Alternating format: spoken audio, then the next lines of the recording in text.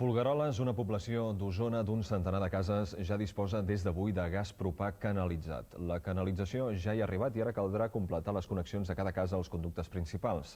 Per als habitants de Folgueroles, poder abandonar les bombones de butà és una molt bona notícia.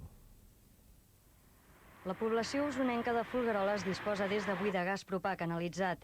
Això ha estat possible gràcies al pla de gasificació mitjançant xarxes locals de Catalunya.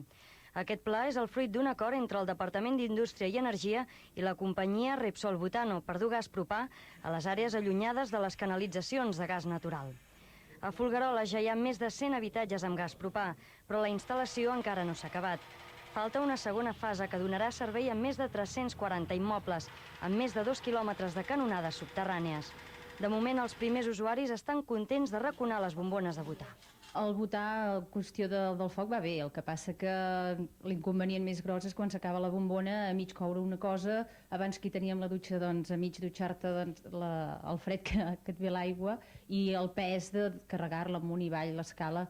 Jo espero que amb el nou gas doncs, sigui només qüestió d'obrir i tancar l'aixeta i s'ha acabat.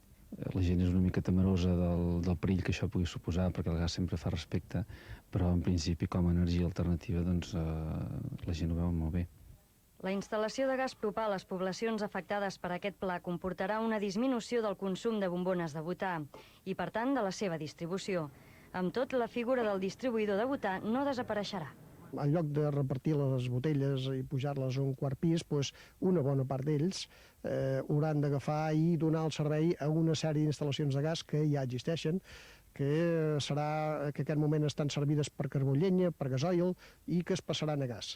El programa de xarxes locals de gas canalitzat preveu que entre aquest any i el 2000 s'instal·laran dipòsits de gas propà a més de 680 municipis de Catalunya.